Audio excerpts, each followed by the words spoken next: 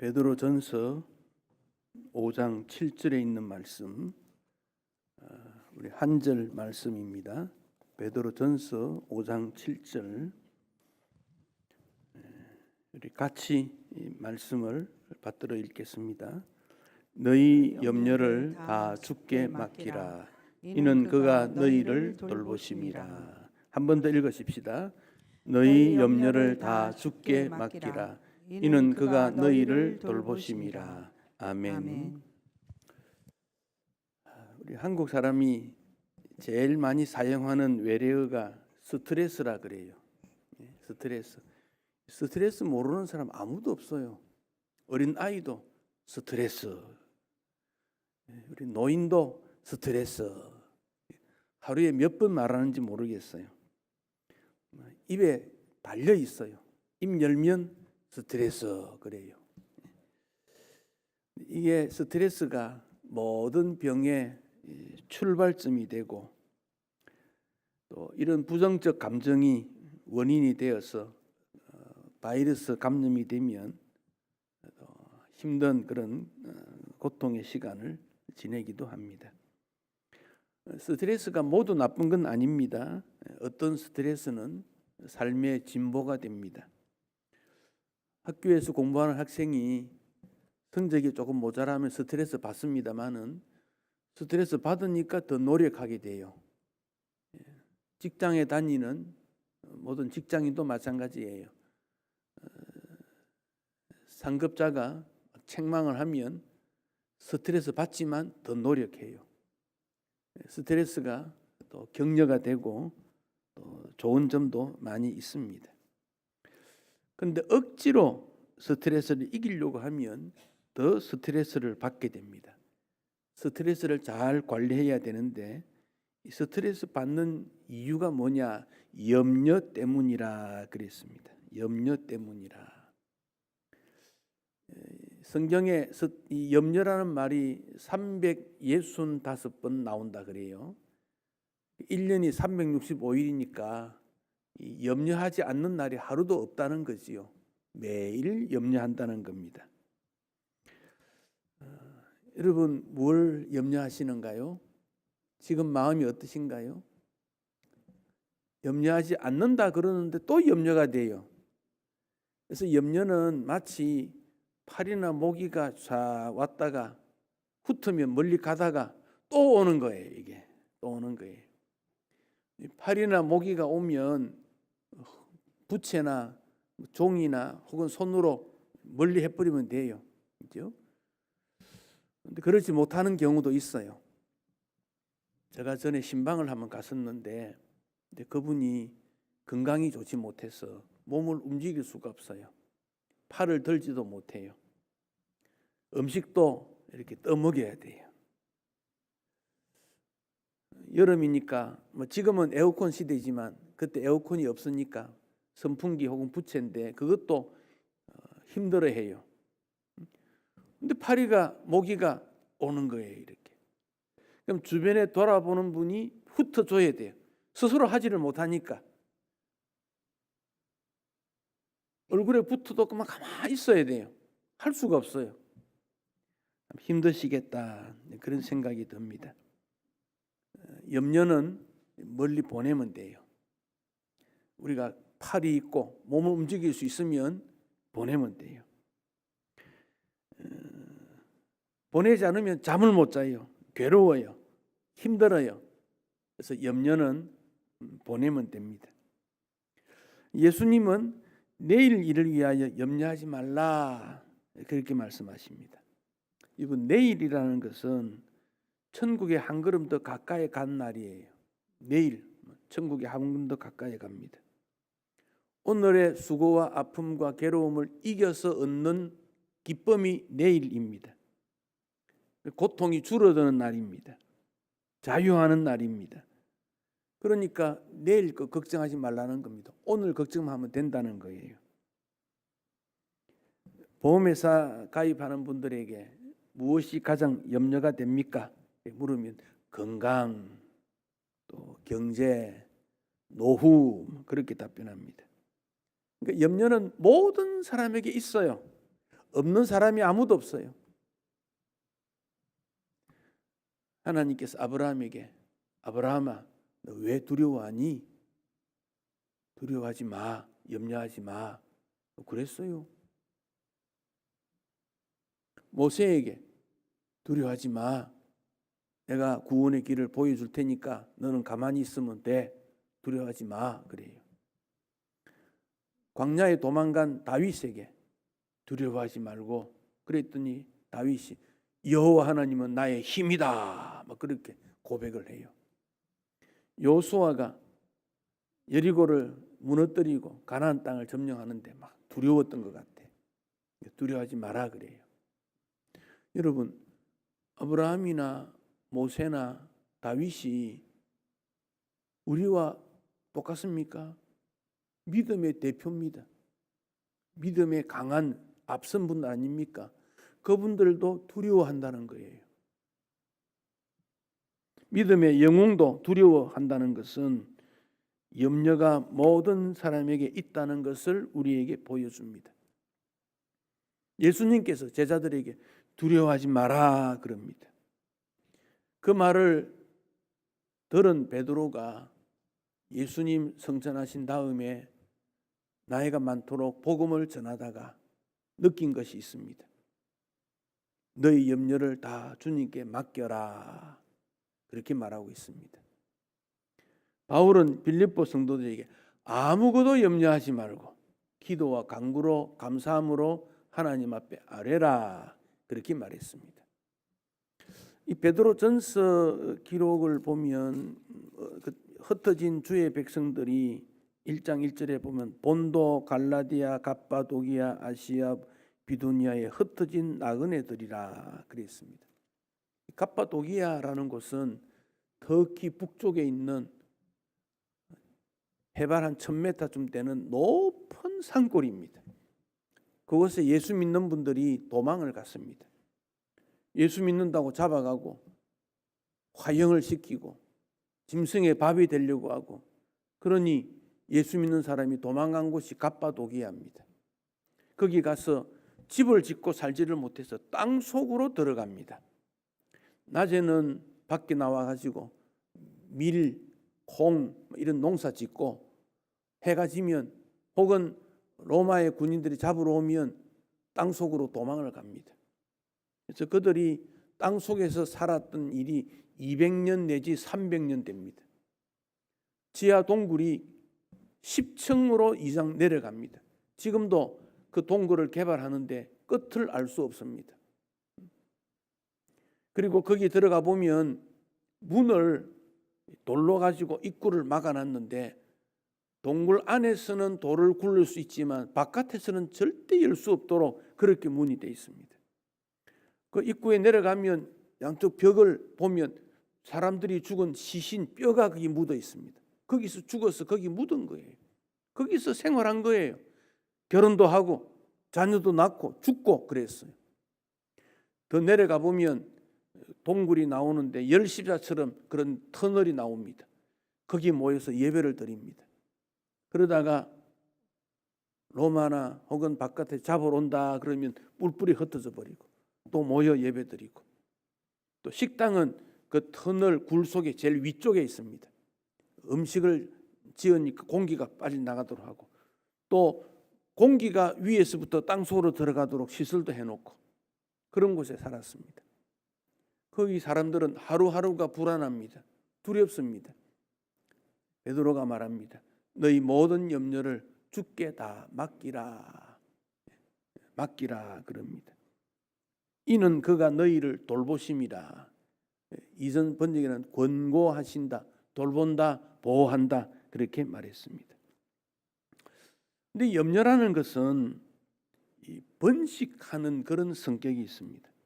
작은 염려가 큰 염려가 되고, 나의 염려가 너의 염려가 되고, 주먹만한 돌처럼 작다가 나중에는 큰 바위가 되어가지고, 염려가 많으면 뭐라고 합니까? 숨을 못 쉬겠다, 진 누르는 거예요. 숨을 못 쉬겠다 그렇게 말합니다. 믿음의 위협을 줄 만큼 심각한 것이 염려라는 겁니다. 초대교회 성도들한테 우리의 삶의 모습을 보며 염려하면 그들이 뭐라고 하겠습니까? 걱정도 팔자다. 그럴 거예요. 염려하지 않아도 되는 거 염려한다, 그런 말입니다. 염려에 끌려다니고 염려에 얽매이는 것이 현대인입니다. 때로는 염려가 우리 마음에서부터, 신경성이나 마음에서부터도 나옵니다. 오늘 집을 나왔는데 가스 불을 껐는가? 껐는데도 또 염려합니다. 손에 조그마한 거 잡히면 암 아닌가? 쓸데없는 걱정입니다.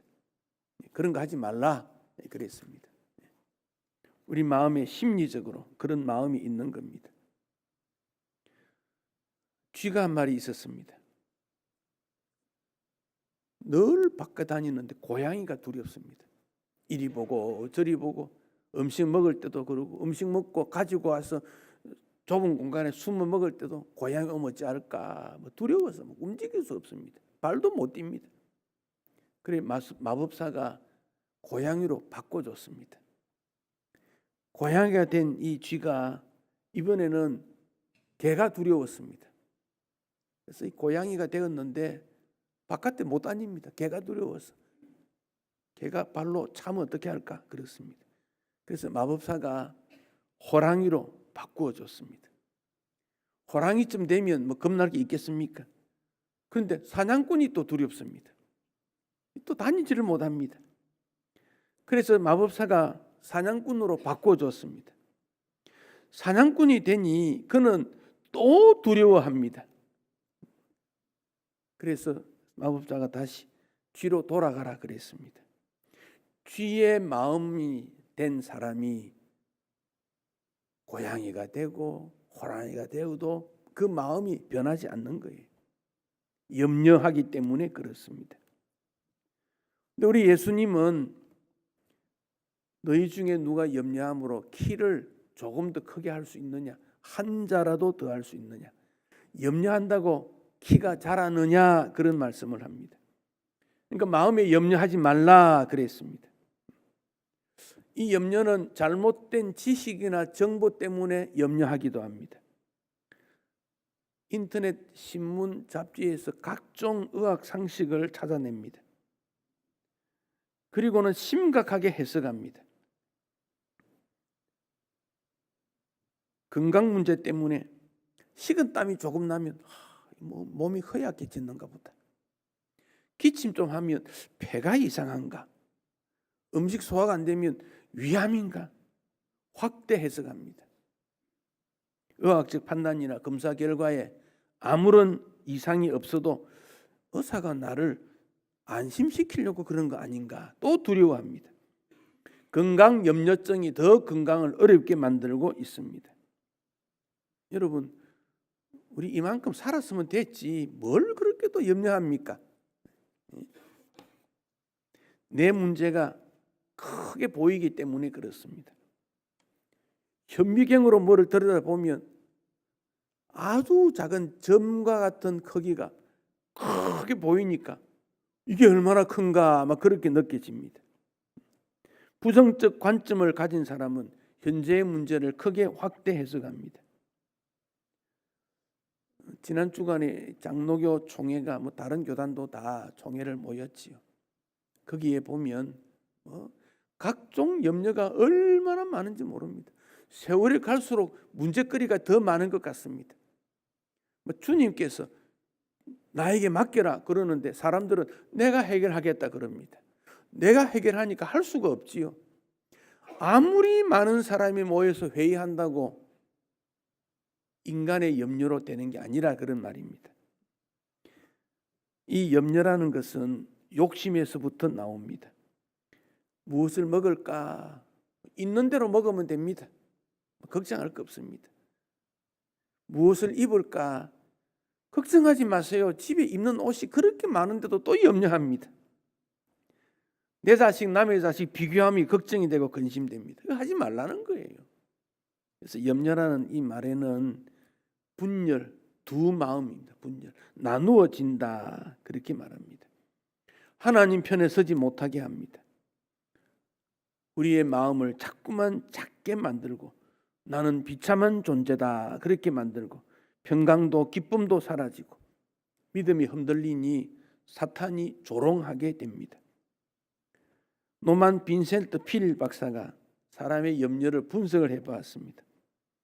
절대로 발생하지 않는 염려 40%, 이미 일어난 거 30%, 관심 두지 않아도 되는 작은 거 22%, 염려함으로 바꿀 수 있는 거 4%. 그러니까 이 4% 때문에 그렇게 걱정한대요. 96%는 쓸데없는 근심으로 나의 기쁨을 빼앗아 갑니다. 하지 말라는 거예요. 은희 젤린스키가 느리게 사는 즐거움이라는 책에 이렇게 말했습니다. 모르면 생각하지 않아도 되는 문제를 아는 것이 많아서 염려하게 된다. 배운 분, 아는 분, 많이 아는 그분이 많은 것들을 염려한다. 신세가 편해서 염려하고 염려하지 않아도 될 염려를 하고 있다. 그래서 이런 말이 있습니다. 걱정해서 걱정이 없어진다면 걱정할 일이 없겠다. 걱정하지 말라 그랬습니다. 무엇이 걱정입니까? 걱정하지 말라 그럽니다. 우리 마음이 걱정거리가 하나 들어오고 근심이 들어오고 두려움이 들어오면 마음이 흙탕물이 됩니다. 거기 있으면 무언가를 해결할 수 없습니다. 탁해진 마음입니다. 세상을 볼 수가 없습니다. 그래서 거기서 나와야 됩니다. 밖에 나와서 내 마음을 들여다보면 마음이 가라앉습니다. 조용히 생각하면 마음이 맑아지면 문제 해결을 할 수 있습니다. 집을 세울 때 기둥을 적당한 거리를 둡니다. 거리를 두니까 기둥을 세우는데 힘이 들어요. 한 군데 모아놓으면 좋지 않겠어요? 슬픔이나 염려나 걱정은 적당한 거리를 두고 보아라는 겁니다. 사람도 너무 붙어 있으면 걱정거리가 됩니다. 적당한 거리를 두라는 겁니다. 부부도 부부의 거리가 있고 부모 자식도 거리가 필요합니다. 그런데 내 자식 하니까 그렇죠. 내 자식이 아니고 그런 하나님 앞에 독립된 믿음의 개체 아닙니까? 그렇게 봐야 되는 거지요. 우리의 삶에 고민과 슬픔이 끊어질 날이 없지만은 소중한 인생을 소진하지 않도록 해야 됩니다. 여기에 우리는 주님께서 행하신 방법이 기도와 말씀이었다는 것을 알게 됩니다. 우리 예수님은 기도로 시작해서 기도로 마쳤습니다. 마가복음 9장에 귀신 들린 아이를 내쫓아달라 했을 때 제자들이 그렇게 하지 못했습니다. 나중에 예수님께 물었습니다. 왜 우리는 귀신을 내쫓지 못했습니까? 예수님 말씀하십니다. 기도 외에는 다른 것으로 이런 일을 할 수 없느니라. 염려는 하나님의 선물이기도 하고 사탄의 미끼가 되기도 합니다. 하나님 앞에 더 나아가는 것은 행복의 길로 나아가게 됩니다. 염려, 근심, 두려움 때문에 하나님 앞에 더 나아가게 됩니다. 반대로 사탄은 이것을 미끼로 해서 우리로 하여금 하나님으로부터 멀어지게 만듭니다. 나무나 꽃이나 곡식에게 좋은 거름은 영양분이 되지만은 그러나 이것이 유해할 수도 있습니다. 염려를 가만히 두고 커지면 인생을 어둡게 만듭니다. 염려를 털어내고 하나님 앞에 맡기면 오히려 우리에게 믿음의 도움이 됩니다. 그래서 주께 맡기라는 이 말씀은 명령행위입니다. 주님께 맡겨 그런 말입니다. 맡겨. 세상에다 맡기면요 빙빙빙 돌다가 다시 옵니다. 세상에 던지면 소용없습니다. 끌어안고 끙끙거리지 말입니다. 술을 마시고 마약에 심취하는 것도 염려로부터 벗어나려고 하는 거 아닙니까? 그러나 술을 깨면 마약에서 깨면 다시 염려로 돌아가게 됩니다. 취미생활이나 이런 곳으로 던지면 돌아올 때 또 걱정해요. 집에 오면 염려가 먼저 와 있습니다. 그래서 주님 앞에 맡기면 주님이 돌보시고 관심을 가지면 이 염려가 주님 앞으로 가게 됨으로 말미암아 나에게 염려가 작아지고 사라지는 겁니다. 왜냐? 우리 하나님은 나의 과거도 알지만 현재도 잘 알고 미래도 잘 아십니다. 염려는 미래적인 것 아닙니까? 과거는 나도 잘 알아요. 근데 미래는 모르지 않습니까? 주님은 미래를 아는 거예요. 결혼식을 하면 신랑 신부가 입장을 하고 얼마나 격려와 박수를 받습니까? 퇴장 그러면 돌아갑니다. 그때 어떤 목사님은 그럽니다. 아유, 고생 얼마나 할까? 얼마나 할까? 근데 왜 걱정합니까? 결혼식 통해서 하나님 앞에 기도하고 축복했으면 하나님께 맡기면 되지. 여러분의 자녀를 주님 앞에 맡겼으면 주님께 맡겨야지. 왜 그걸 부모가 끙끙대고 알아 합니까? 그럴 필요 없다는 겁니다. 추석이 되어 자녀들이 오면 수고했다, 열심히 잘했다, 격려하면 되지. 왜 자꾸 앞날을 걱정합니까? 걱정한다고 일이 되면 걱정 많이 하겠지만 걱정해서 되는 일이 없지 않습니까? 염려는 쫓는다고 없어지는 것이 아닙니다. 밀물처럼 또 찾아옵니다. 바울은 빌립보 교인들에게 아무것도 염려하지 말고 염려를 중단하고 그랬습니다. 기도와 간구로. 기도는 내 마음이 하나님을 향한 것입니다. 간구는 아뢰는 것입니다. 거기에 감사라고 하는 여러 요소들이 합치면 주님 앞에 다 나아가게 되는 것입니다. 사람의 심장이 쉬지 않고 뛰지 않습니까?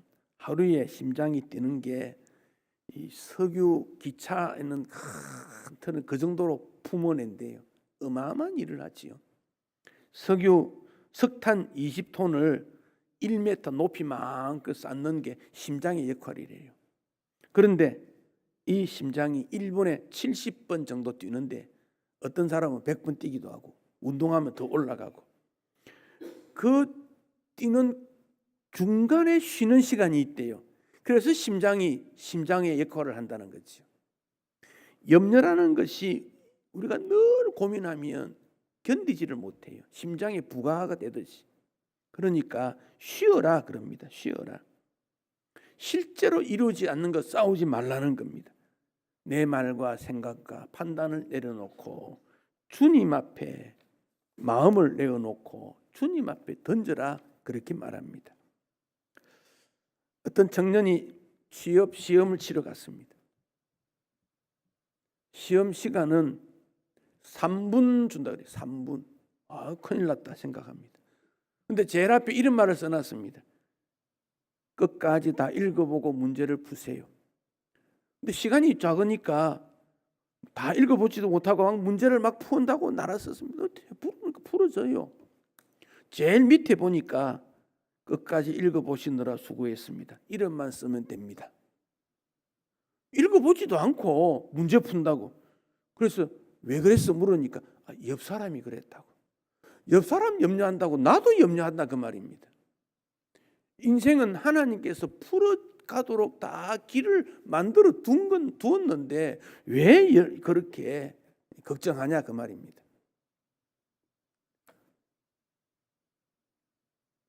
올림픽 아시안 게임이 시작됐지요. 마라톤이 핵심인데 마라톤을 보면 제일 앞에 선두에 뛰어나가는 사람이 끝까지 가는 사람 없어요. 그 사람들은 그 마라톤 선수들을 속도를 이끌어가는 몇몇 사람들입니다. 마라톤의 제일 중요한 것은 자기 속도를 자기가 맞추는 거예요. 그래서 빨리 갈 것도 아니고 느리 갈 것도 아니고 자기 속도에 맞추어 가는 거지요. 내 미래를 주님이 이끌어 주시. 내 속도에 맞추면 돼요. 내 환경과 속도에 맞추면 되는 것이지. 그러니까 염려의 반대는 자족하는 마음이고 감사하는 마음이고, 하나님이 나에게 주신 모든 것에 감사하면 되는 거지. 이스라엘 주변에 예수님이 사역했던 장소를 여행하는 사람들이 있지요. 다녀온 사람들에게 가장 인상 깊은 곳이 어디냐 물으면 광야라 그럽니다. 광야는 한마디로 거친 땅이고 빈들입니다. 비가 거의 오지 않기 때문에 식물이 별로 없고 나무가 가끔 있을 뿐이고 뜨거운 곳이니까 뜨거움을 이기는 곤충이나 짐승이 숨어 사는 곳입니다. 그런데 우리 예수님이 거기서 기도하셨지요. 사탄이 시험했습니다. 그런데 그 성경을 자세히 보면 성령의 이끌림 받아서 그랬거든요. 예수님께서 세례를 받으시고 왜 광야로 갔을까요? 우리 예수님도 참 하나님이시지만 참 인간입니다. 세례 받았을 때 우리 예수님이 걱정이 엄청 많았을 거예요. 어떻게 십자가 지겠느냐는 거예요. 그러니까 성령이 예수님을 광야로 이끌어 가서 뭐 했습니까? 40일 동안 하나님 만나게 했지요. 하나님 만나는 곳, 광야입니다. 이 다윗은 이 광야를 사망의 음침한 골짜기라 그랬어요. 그 광야에 그런 곳이 낭떠러지가 있으니까. 악월 골짜기, 고통의 골짜기라 그런 말입니다. 그런 곳이 있다 그 말입니다. 광야에는. 야곱이 외삼촌 집으로 도망가다가 돌베개 베고 잠을 자면서 사닥다리를 봅니다. 그래서 그거 뭐라 합니까? 베델이다, 하나님의 집이다 그래요. 모세가 미디안 광야로 도망갔지요. 도망자입니다. 숨어 삽니다. 그런데 하나님께서 나타나서 모세에게 너가 쓴 곳은 거룩한 곳이다. 광야에 대한 해석이 다릅니다. 죽는 곳인데, 사망의 음침한 골짜기인데 야곱은 베델 하나님의 집이라 그러고 하나님께서 모세에게 거룩하다고 그랬고, 왜 그렇습니까? 광야는 nothing lessness, 없음이 없는 곳, 아무것도 없다 그런 곳입니다. 그런데 이 광야는 하나님의 말씀이 있더라는 겁니다. 그곳에. 광야를 한문으로 쓰면 광자가 이 넓을 광자를 쓰는데 앞에 일자를 붙이면 밝을 광자가 됩니다. 광자인데 그렇습니다. 그런데 여러분 그 독립운동가 중에 이육사 월록이라는 사람, 이월록, 이육사 264, 그 죄수 번호가 264인데 이 이육사는 40살에 죽었습니다. 독립운동가입니다. 근데 이육사가 광야라는 시를 썼어요. 그 광자를 보면 밝을 광자를 씁니다. 넓을 광, 거칠 광 쓰지 않습니다. 비록 지금은 우리가 독립이 되지 못하고 어둡고 슬프지만 언젠가 언젠가 이 민족이 밝은 날에 오게 될 거다. 그래서 이육사를 뭐 저항 시인이다 이런 말을 하는데 그는 나라의 독립을 위해 말했는데요. 청포도라는 시도 있지요. 7월 청포도가 뭐 하는 데인 줄 아십니까? 독립운동하기 제일 좋은 때다 그런 말이에요. 밝다 그렇게 본 겁니다. 근데 히브리 말로 광야는 미드바르라고 말해요. 미드바르. 이 말은 다바르라는 말에서 나왔는데 다바르라는 말은 순종이라는 뜻입니다. 여기에서 나온 더바르라는 말은 지성소라는 말입니다. 그 광야에서 하나님을 만나고 하나님의 말씀 듣고 순종하는 곳이 바로 광야다 그런 말이에요. 주님께 맡기라 그 말은 무슨 말입니까? 말씀대로 순종하고 주님 만나면 주님이 해결해 주시겠다. 그게 광야 아닙니까? 그러니까 주께 맡기라는 거지요. 세상에서 어떤 일이 생기면 나에게 맡겨라 그래요. 대통령이다, 총리다, 장관이다, 국회의원 나에게 맡기라. 맡겨서 되는 일이 뭐 있습니까? 우리는 우리의 문제를 그들에게 맡기지 않습니다. 하나님께 맡깁니다. 주께 맡기라는 겁니다. 달을 한번 보십시오. 멀리서 보면 얼마나 아름다운지 몰라요. 그런데 요즘 과학이 발달해서 가까이 가서 달 표면을 찍으니까 분화구에 전부 구멍이 뚝뚝, 흙덩어리, 돌. 그런데 그 달이 햇빛을 딱 비추니까 얼마나 예쁜지 몰라요. 우리에게 염려라는 덩어리가 가득해요. 그런데 하나님의 빛을 받으니까 빛이 나는 존재가 되는 거예요. 염려는 우리에게 주어진 귀한 시간의 허비입니다. 거기에 복음이 들어가고 하나님의 은혜가 들어가면 이 염려가 성화되어서 주변에서 뭐라고 하겠습니까? 저분은 믿음으로 살았다. 영광스러운 존재로 나타나게 됩니다. 염려는 염려한다고 일이 이루어지는 일은 절대로 없습니다. 염려가 문제 해결이 안 됩니다. 인생에게 도움이 안 됩니다.